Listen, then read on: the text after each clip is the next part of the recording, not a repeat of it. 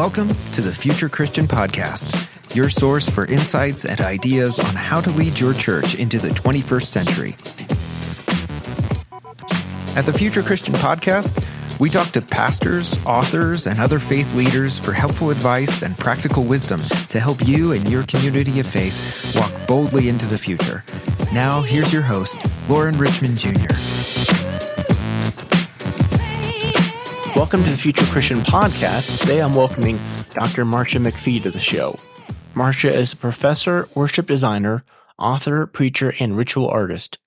Drawing on a first career in professional dance and musical theater, and equipped with a master's in theology and a PhD in liturgical studies and ethics, she understands the role of any worship artist in the church as that of creating extraordinary portals through which communities journey with the Spirit. Dr. McFee has designed and led worship for regional, national, and international gatherings of several denominations for the last 30 years.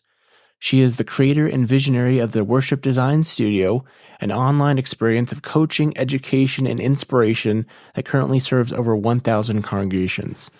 She is the author of the Worship Workshop, Spiritual Adventures in the Snow, and most recently, Think Like a Filmmaker, Sensory-Rich Worship for Unforgettable Messages.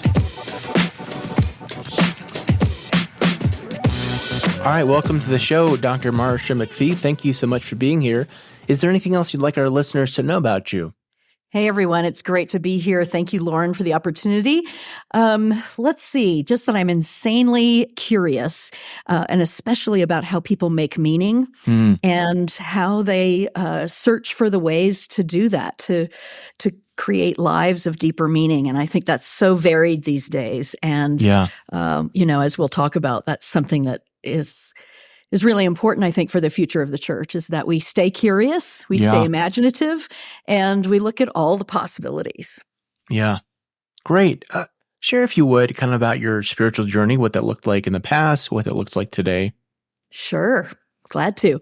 I was raised United Methodist, Cradle United Methodist. My parents were from the EUB, the old EUB church, and Disciples of Christ, and it just made sense for them to become Methodist when they got together. And so, Cradle United Methodist.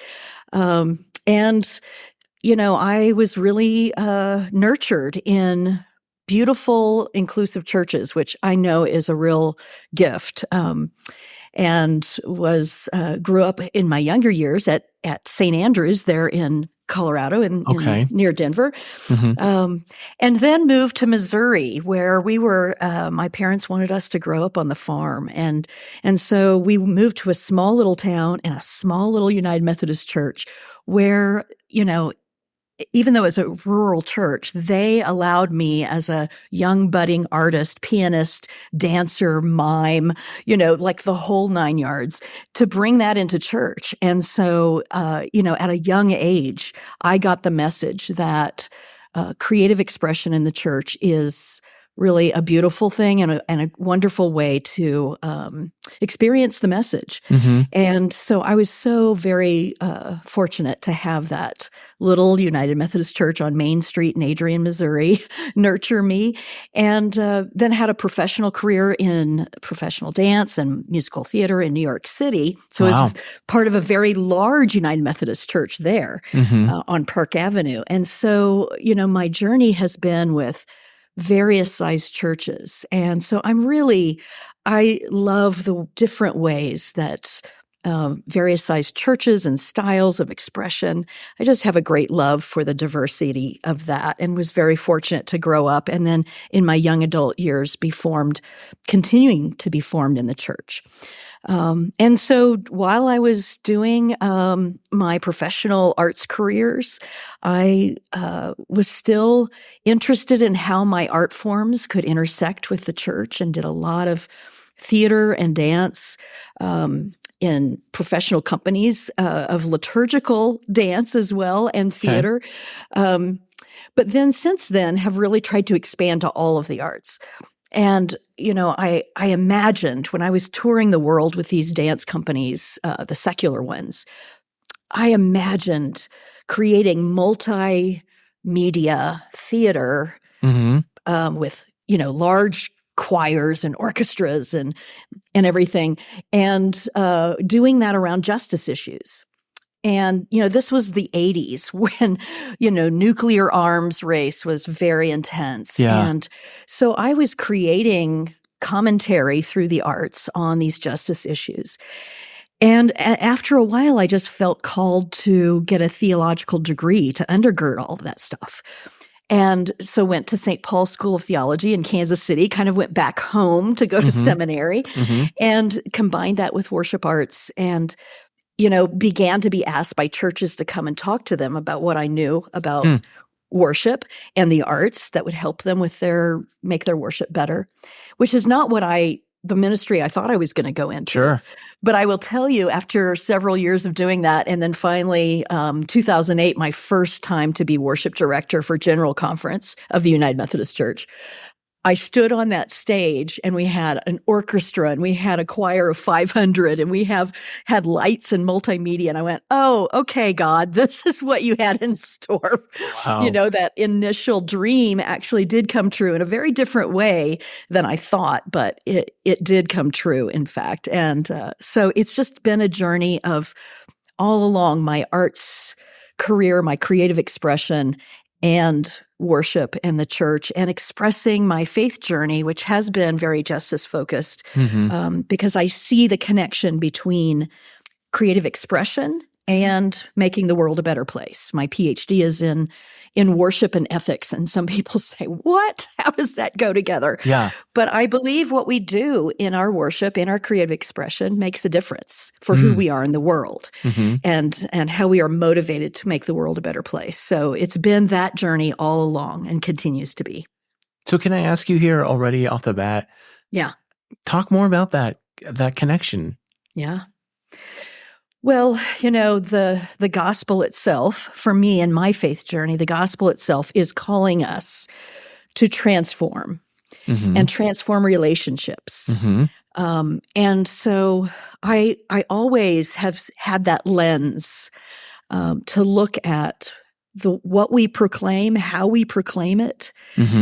And part of that is a sense of worship that is really communicative to all people. Okay. Meaning that, I've done a lot of study in neuroscience, in cognitive science. And so this idea of sensory-rich worship, which really is my bailiwick, has been what I have been teaching all along in all the worship arts. How do these worship arts come together to bring what I call good worship, which is meaningful and memorable, right? It's meaningful in that the narrative of faith intersects with the narrative of life in real, on-the-ground, rubber hits the road ways. And it's done in a variety of expressions so that different people who communicate and take in information in different ways can actually access that in very poignant ways that makes meaning for them and therefore makes memory for them because it is memorable. And when we do that, we're formed by it, right? It lives inside of us beyond the time and place of worship. I always say that ritual forms and shapes us. The question is, to what are we being formed? Yeah. Are we being formed as a bunch of, passive listeners expecting the professionals to do everything in ministry? Or is our worship forming us and training us to be active participants, active voices, those who understand that we are both inside the sanctuary and outside doing the work of the people in our discipleship. So, that's kind of the connection for me is that formation piece. So that's great. That's great. Thanks for engaging that with me right away here. Before we move on to your article here, if you would share some spiritual practices that are meaningful for you. Well, I have something called CCC. Okay. I love all your kind of acronyms here. I know. I love wordsmithing. So I love acronyms. So CCC is coffee, of course, is first. Candles and contemplation. I do it every morning. So I get my cup of coffee, I light the candles, and I journal, or I read something that's inspirational, and then I journal about it. And it's such a grounding practice for me. It puts me in touch with myself, where I am, how I'm feeling, Writing is a way that I express myself easily. And so that's a spiritual practice I've developed for myself. I highly recommend it. The other thing is to see the ordinary things that cross our paths like tasks and do them with kind of an intention. I am what I call a metaphoriger. So I forage for metaphors. Wordsmither. So I forage for metaphors, which means that in all of the ordinary, we can see the extraordinary. And so when we live our lives that way, we can see depth and meaning in the ordinary tasks.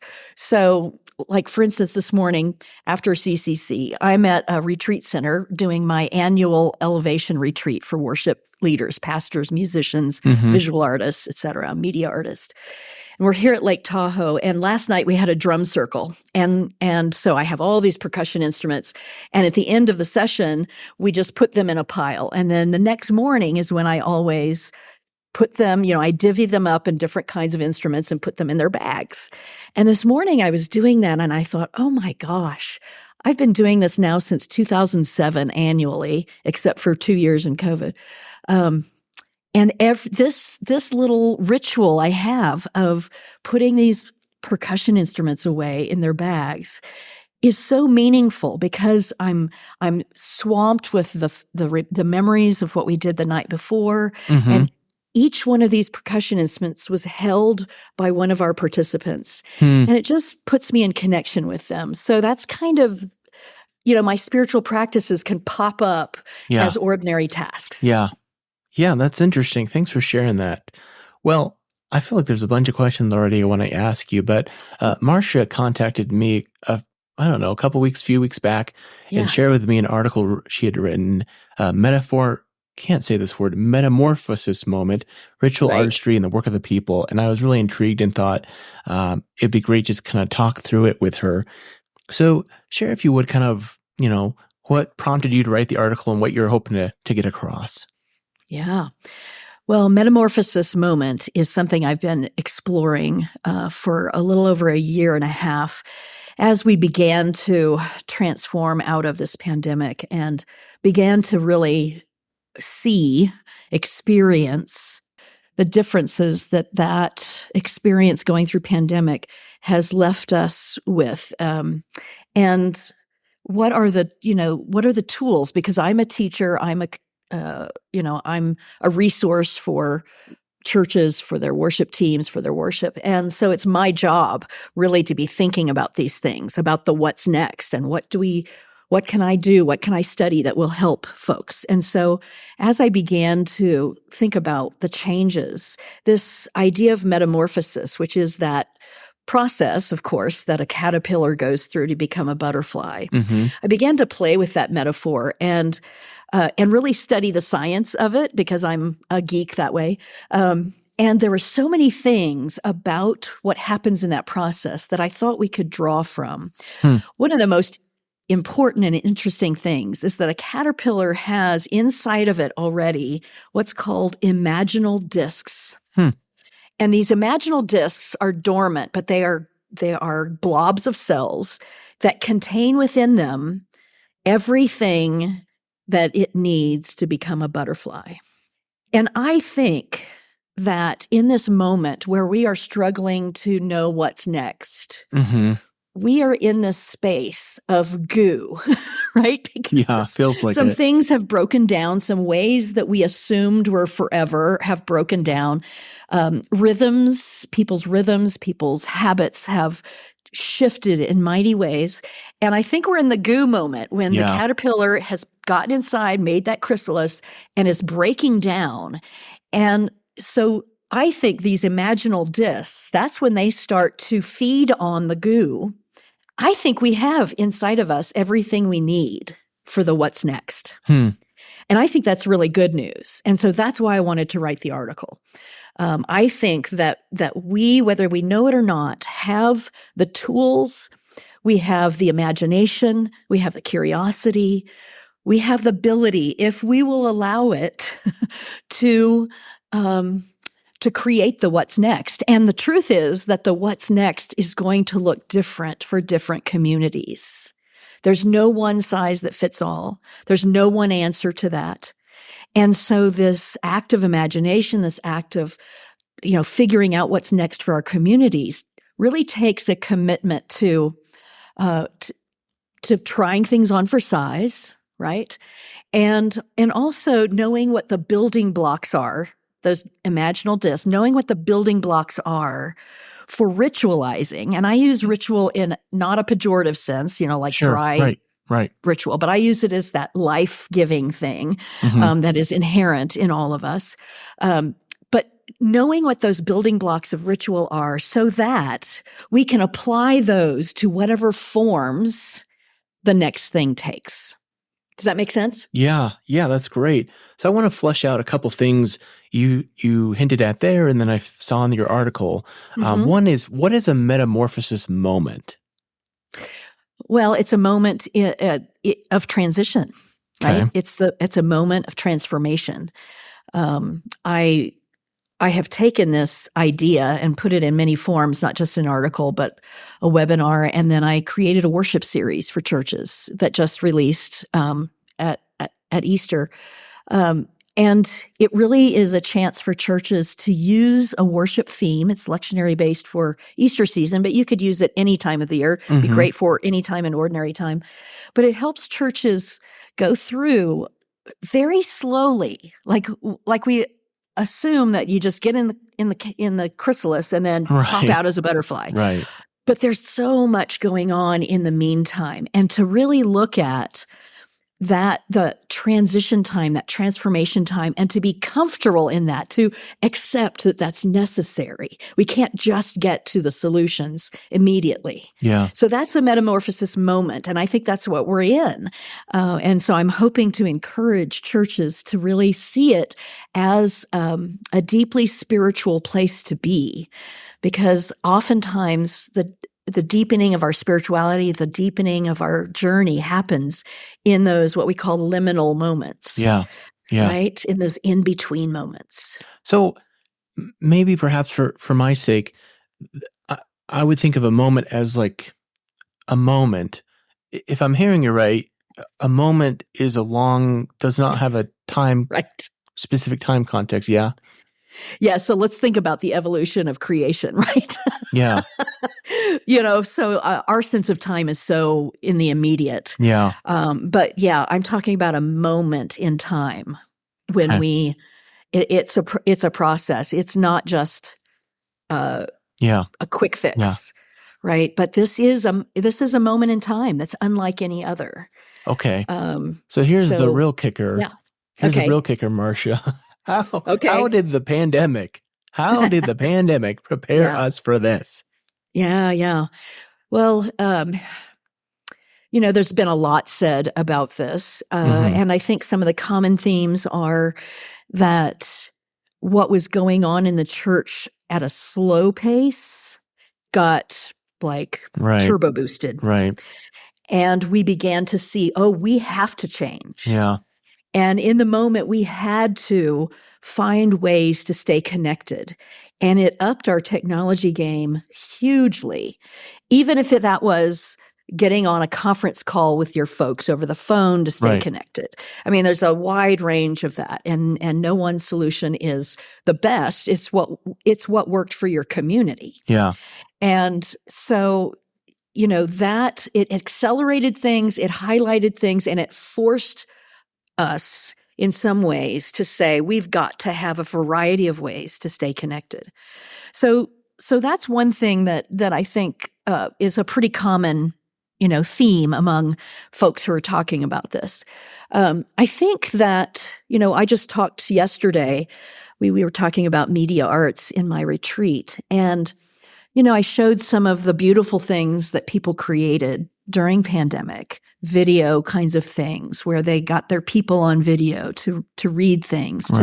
They put together images, of people in their homes, and they put them together, and they, and I said to people, just because we have come back to our sanctuaries for the most part, we may be doing this hybrid thing.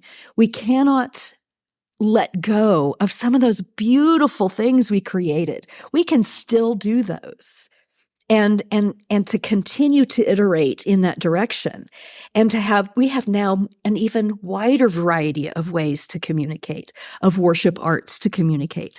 And because we have, in a lot of cases, hybrid worship where people are worshiping remotely, as well as in the space, we have to stay connected that way as well, across those seeming divides. And so continuing to do some of the things that we did in pandemic, where we had people at home make videos and then we showed them. So have those people who are worshiping remotely, who may not be able to come back because of health or because they live far away or whatever, or they're on vacation. They figured out how to do it. The technology has become so widespread that we know how to, video ourselves on the phone and send it to somebody. Yeah. And we just can't go back. We can't say, oh, I don't have to do that anymore.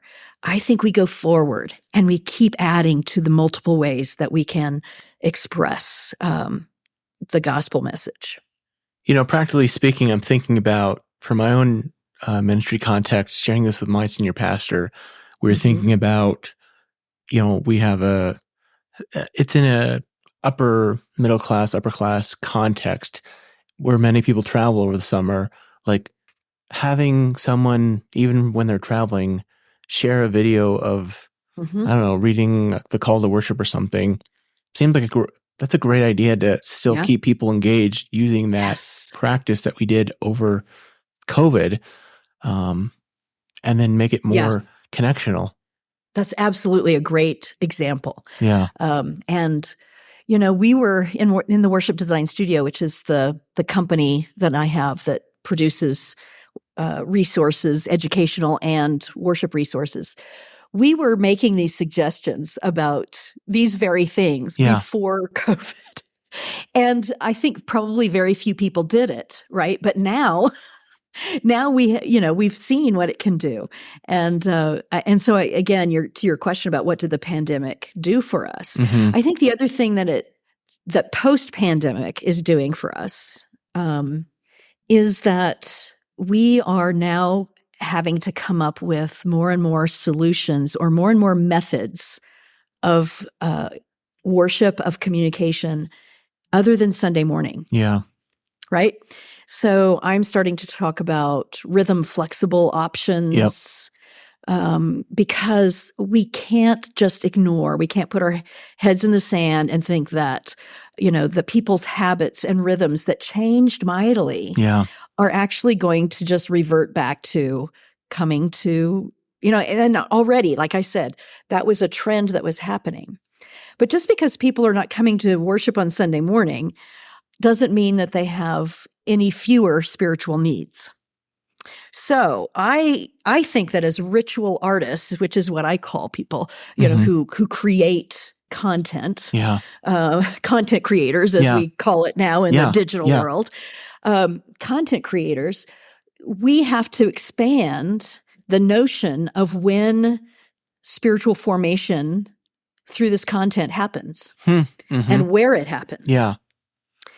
And I think that's highly creative. And I think we can take the fodder that we create for Sunday morning and we can create many different avenues.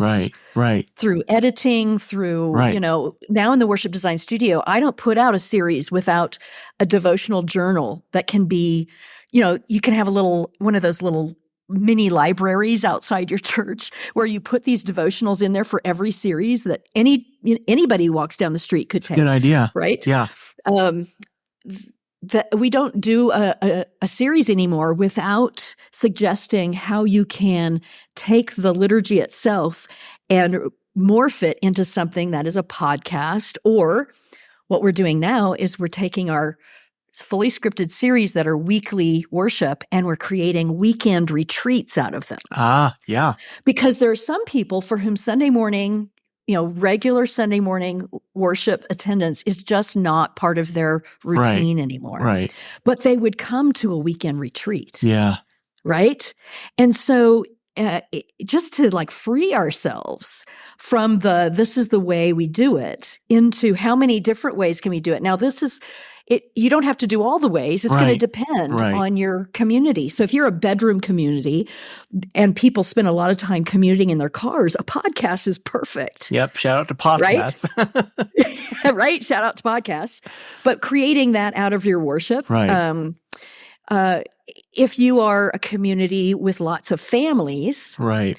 and you've gotten out of the Sunday attendance thing, a lot of families, this happened way Yep. before pandemic. There's Sunday morning soccer games. There's like Yep. all this stuff. So sort of freeing ourselves from, oh, I'm so sad families aren't coming anymore. We'll figure out what they would come to. Right. I was consulting with a church a few years ago, and we did a limited series, and I think limited series are awesome. Right. People often think, oh, we want to start a second service. Well, very few churches can support two services, right? Yeah. But you can do a limited series. So Yeah. I was consulting with this church. They did a limited series, a 6-week series. It was on a Friday night. Mm-hmm. They were a downtown church, so they did it close enough to the end of work, Mm-hmm. so people could come. The youth did childcare so that Yeah. not only the service was covered, but a Right. couple of hours after the service, so parents could have a date night Whoa. and go to the restaurants Sign me around up. there. Right? Exactly. Sign me up. So it's just one example, but Yeah. it's the way that we can accept Uh-huh. when you truly just accept that things are different. Right. And then you release yourself from, this is the way we've always done it. This is our timing. This is the way church happens. This is the way worship happens. You free yourself to use your imagination and dance that with your context. Who are your people? Who are you wanting to do this for? And then figure out how to do it in a way that actually naturally intersects with their lives. Yeah. With what they really need. Yeah. And don't think you have to start it and do it every week all year long. Mm-hmm. Right. Right? And that way you can try it. So I'm an entrepreneur, right? Right. It's just in my bones, and I teach spiritual entrepreneurship. And one of the things we say is iterate, Right. right? So the beauty of something limited is that you do it, you see how it went. If it didn't exactly meet the need like you thought it would, you iterate, you do something different next time, you learn from it, right? So it's like church leaders have to become serial entrepreneurs in some ways as we move into the future. Yeah. What I appreciate about this is, I think, like you said, the reality is that the habits and rhythms that families and people have established, like, it's going to be really tough in the short term to change those habits. But I also personally don't kind of like just being like, oh, throw up my hands. It is what it is. We're not going to ever see church or people in church. So I really like that idea of like, well, what are ways we can connect with them? Right. I've heard that in evangelical churches, there's a lot of churches doing like a Thursday night worship service, which I think is equally interesting. Kind of to your Friday night approach is like, well, generally people may not have quite as much going on a Sunday, or excuse me, a Thursday night versus a Sunday. So again, really interesting way. And then I love what you said there about like not being like, oh, we gotta do this for a year. I mean, that's not sustainable for most, especially if it doesn't land.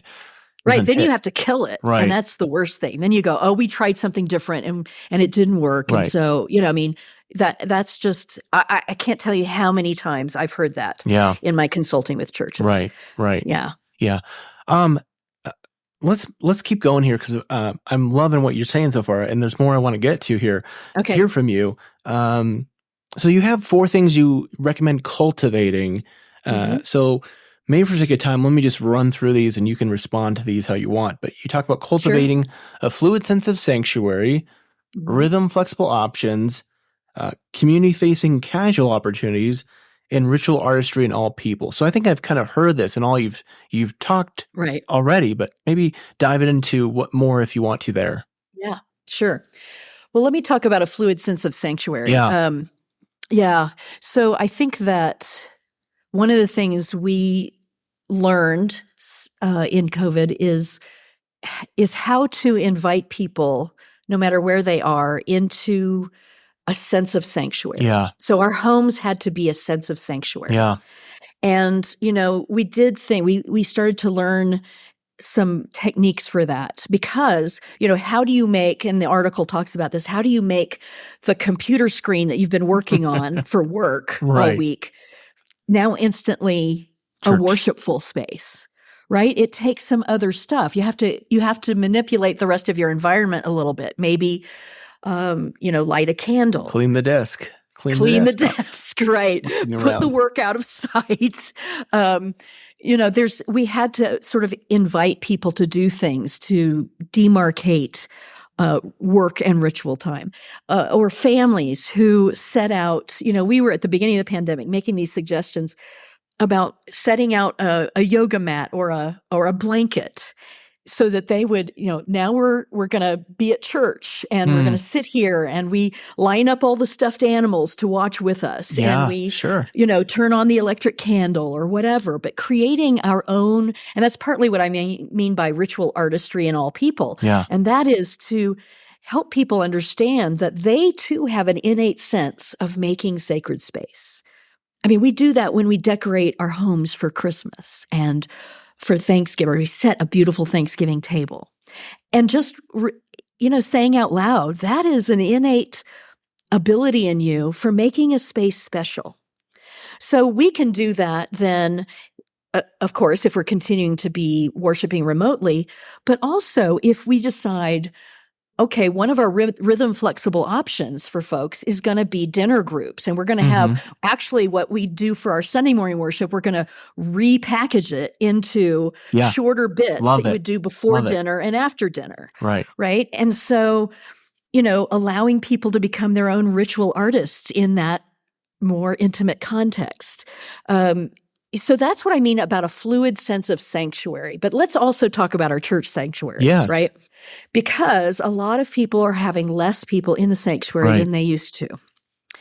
And I think we have to get really real about that. Yeah.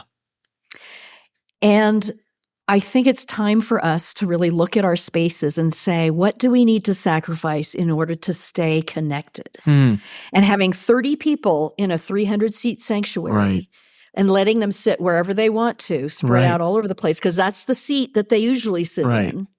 We're so afraid to, mess with that. And yet people actually had everything about their worship messed with for a year and a half or so, right? So we're more flexible than we give people credit for. So how can we really get real and reconfigure our actual sanctuary spaces to accommodate the reality of what is going on now? So if there was ever a time to look at flexible seating that you can take out some pews. What's that? Take out some pews? Is that take out some pews, perhaps? Right. Or get movable pews. There are movable shorter section pews. Those are great. Right. You can literally unbolt your pews sometimes if that's your situation and make them into a horseshoe shape towards the front.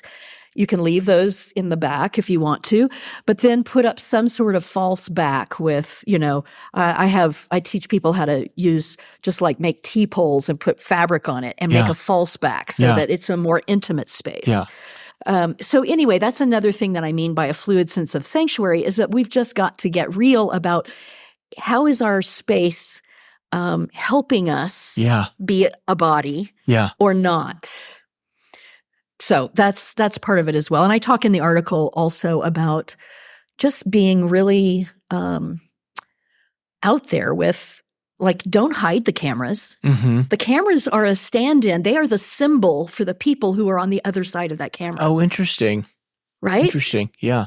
And don't be afraid to just walk up to that camera and talk right to the people at home. Don't worry that people in the space are going to feel left out. No, that's what connects them to those people. That's it's just being right out there with it. That's a helpful perspective. Going back to it's funny. I'm thinking about the, playing around with space is pre-COVID. I was leading a new church start and we met in I think elementary school gymnasium. So as you can imagine, there's quite a bit we had to kind of play with to try to create a sense of sacredness in that space. I've also heard from, I like to nerd out on all kinds of church podcasts that, like amongst like church kind of remodel building firms, like, shrinking, if I remember correctly, shrinking the worship space and adding kind of fellowship space is like the big trend. Yeah. Well, and there's so many fun ways to do that. I mean, once you free up some of that sanctuary space that you're not filling up and you create a more intimate gathering space, then you can do things like set up the rest of that sanctuary space to pack peanut butter sandwiches for hungry kids, as part of worship or at the end of worship. Set up a labyrinth in that place. Set up, so that and I love this imagery because the theology of that is just like right on. Talk about worship and ethics, right? You and spiritual formation, you just connect that right in that same space and you say, this is all part of how we worship, all part of our ritualizing. So there's some really great things to do when you actually shrink to the appropriate size. You shrink your seating to the appropriate size. You can still be in that beautiful sanctuary, but you create these, and there's wonderful ways to do that where you don't feel like you're a tiny little group in a great big sanctuary. Like you said, we've been doing this in gymnasiums for a long time. We've been figuring out how to use poles and pipe and drape and all that kind of stuff. Look at you. Sound like an evangelical there with your pipe and drape. I know, right? Love it. This is a fun conversation. So I want to ask you, you write that the human need to find meaning and mark sacred place and time, however, is indelible. So I read this recently from Andrew Root. I don't know if you're familiar with him. He wrote, churches don't need a building. God is never stuck in a building, but church communities, because they are the body of Christ, can't be without a space. Congregations inhabit space as a sure sign of life. So we're certainly in a moment where, for financial reasons, much of the reasons we kind of talked about earlier, where churches have spaces that are too big for them, they're selling their buildings. And I certainly understand the practical and financial reasons for that. But having met in a school gymnasium, for instance, like at least in my context in the Denver metro area, it seemed like the community really took you seriously once you got a physical place and space. Can you talk through kind of what you think that's about and whether you kind of agree with that assessment? Yeah, I don't know that. I'm not sure that's. I haven't thought about it a lot, so that particular thing. But off the top of my head, I would say I'm not sure I agree with the fact that the buildings at this point, especially post-pandemic, that people are taking you more seriously if you're inside a church building. That may be true for some people, but I think that as we move into the future, that's going to be less and less true. I don't know. Again, I haven't thought about it a lot. So, this is just me like firing off. But, it's I think also part of what we can do is not assume that a school gymnasium is like where we're going to be. And we can be very intentional about the fact that we're not in a building. So I also think that we have to find a space to be every week. Now, what if that's not true? What if we decide that we're going to let our building go, and instead of thinking we need to find another space, we say, okay, during Pentecost, we're going to do this Emerge series that has this butterfly as its metaphor, and we're going to meet. We're going to do outdoor worship, or we're going to rent the butterfly garden at the botanical gardens during this series, and then maybe during Advent Christmas, where we're doing a series. One of the series I did was called "The Inn: Housing the Holy." What if we were having dinner church in smaller groups, but we came together twice during Advent to serve meals at the homeless shelter or whatever? You see, I'm going thematically here, right? So I'm getting imaginative so that the spaces that we are not just utilitarian. We got to have a space to be. We need chairs. And we need a space. But they become theologically integrated with what we're doing. I'm just brainstorming here, which is what I do for a living. So. But I think this is yet another way that we are we're keep putting ourselves in a box. And that quote from the article that you said, the human need to find meaning and mark sacred time and place, is indelible. So this is also me saying we can minister to those who are never going to become members of the church or even call themselves Christian, really, or any on that scale. And we can do things that help people find deeper meaning. So this is that part of the article that's called community-facing casual opportunities. So that's one of those 4 things. And so public art is one of those things. Whatever the theme is of your service, you might have an installation outside that's interactive in some way. We've been suggesting this for a long time, and that is, how do you take the symbols inside the church, put them outside the church, and offer people a way to just, a provocative question, like the Advent series that I did called Angels Among Us. I did that really to get people to talk about how are we caring for each other? How are we watching over each other? Now that's a human question. That's not just a Christian question, right? And angels are have captured popular imagination and stuff. Right. So put a mural of angel wings outside your church, selfie opportunity, and ask that provocative question on a board there, who watches over you in your life, and how can you be a carer of others and watch over others? And all it has to be is a question. We give too many answers. Asking questions is the way to engage people in the deeper questions of life. So that's just one example. There's many, many other ways to do it. So getting our metaphors, getting our symbols out of the inside and putting them on the outside so that it's community-facing, casual opportunities for meaning-making. And that's part of what ritual artistry is. That's what we can do as worship artists. I mean, that's a good metaphor for faith and church in general. Like, get it out of the building and share it with the community, right? Yeah, exactly. Well, this is a great conversation. Let's make sure, I'm assuming this is okay, Marcia, can we make sure we share a link in the show notes for folks to check out the article? Absolutely. Great. Yes. It is published in a journal called Liturgy. And so you can, of course, we'll give you the link to go get it as well.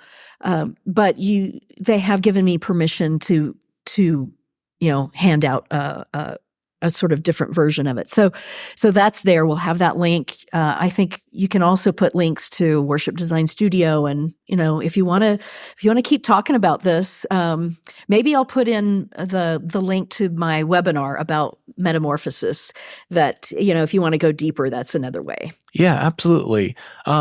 Let's take a quick break and we'll come back with some closing questions. All right. We're back with Dr. Marcia McFee, and Marcia, really appreciate the conversation. Appreciate these insights you're giving here. So these closing questions, I always tell folks you can take these as seriously or not as you'd like to. But if you're Pope for a day, what might you like to do with that day? Well, if I'm assuming that means that I'm Roman Catholic, then ordination for women, hands down, first thing I would do, like in the first 2 minutes. Okay, yeah. First minute. Right, because that's the gateway drug to inclusion of all people for the Catholic Church. So that's what I would do if I was Pope for the day. Well, have you thought about the other 23 hours and 58 minutes then? Oh, well, I you think said that would only take 2 minutes. So right, yeah. Well, then there's a whole lot of other work to transform attitudes around that, but. I'll just extend the metaphor of Pope to any sort of religious leaders, right? I think that, gosh, it's, Lord, you're going to make me talk about how polarized we are, aren't you? because that's where I go. And, the role of religious leaders right now is, I think, so important to be public theologians and to offer, especially a view of religion that is more freeing for more people. However you interpret that. Yeah. But to free us from those things that are constricting us, it's a very scary time. Yeah. And so comfort is important, ritualizing is important, meaning making is important, but also being prophetic is important in this moment.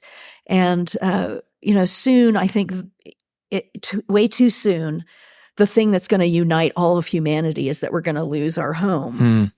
And so we're just kicking and screaming on the way to actually getting that we have to work together. Yeah.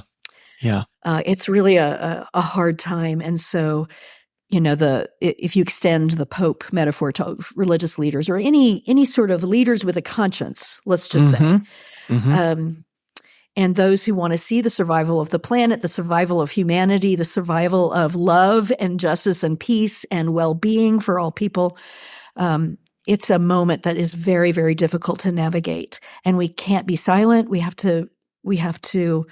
So we can't be silent. We have to speak out, but we also have to stay curious, engage our imagination, keep creating, because that is a theology of creativity is the only way that we will move forward in ways that create a better world. Well, I appreciate that. Most folks don't quite get the metaphorical nature behind that question, so I appreciate you engaging that. What, they want to wear the robes and like the hat and everything? I know it sounds quite literal, but I am curious from however you want to take that. A theologian or historical Christian figure you'd want to meet or bring back to life? Oh, Saint Bridget. Saint Bridget, really? Yes, absolutely. She was. So I take a group of women on a pilgrimage to Ireland every year, and I call it Creator, Badass, and Saint. And it looks at women,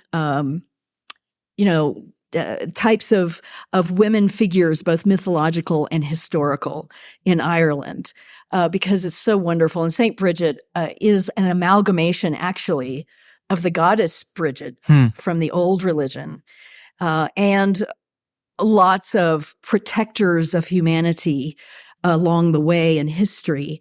And she's an amalgamation. Plus, she prays like this: Dear God, I would like to give the people a lake of beer. What's not to like about this woman? What do you think history will remember from our current time and place? I think we'll be lucky if we remember. I think that as I'm a lover of history, and I think sometimes I get really depressed about it because I see the same things coming up, right? It's cyclical. Yeah. And what I hope is that in this day and age, because we do have a longer memory, we do have more recorded history, right, that we will learn by seeing those cycles and getting that humanity keeps making the same stuff happen over and over again. So I will just answer your question with, if we're lucky, we will remember. That's an intriguing answer. What are your hopes for the future of Christianity? I think that my hope is that we will keep our imaginations alive. And that really is the root of hope, isn't it? If we can imagine something different than what we have right now, then hope stays alive. And so we need to keep our hope alive. And that requires continuing imagination. So it may, that's a very process theology answer, but that's me. Hey, I think it works regardless of one's perspective. Share, if you would, the websites, how people can connect with you, all that sort of thing. Yeah.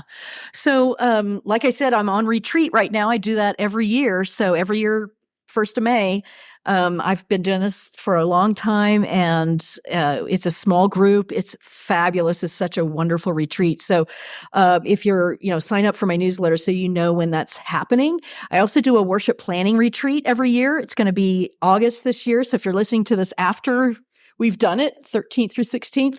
We still re-record it, and you can do long-range planning with me guiding you. I do a little bit of the history and theology and some ideas for every liturgical season.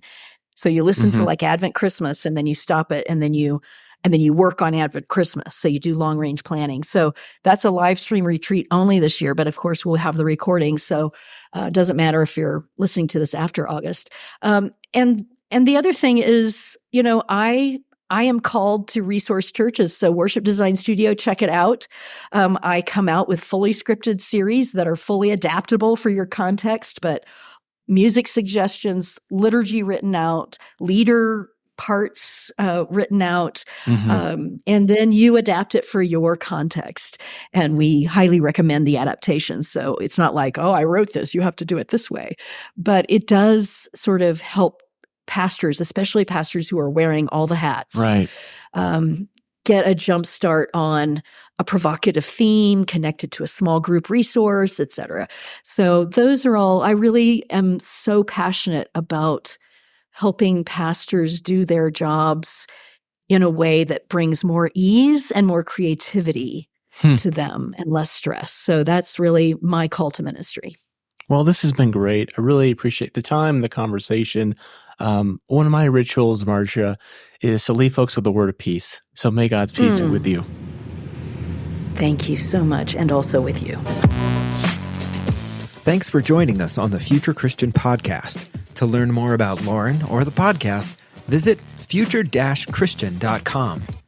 One more thing before you go. Do us a favor and subscribe to the podcast. And if you're feeling especially generous, leave a review. It really helps us get the word out to more people about the podcast. The Future Christian Podcast is a production of Torn Curtain Arts and Resonate Media. Our episodes were mixed by Danny Burton, and the production support is provided by Paul Romig-Levitt. Thanks, and go in peace.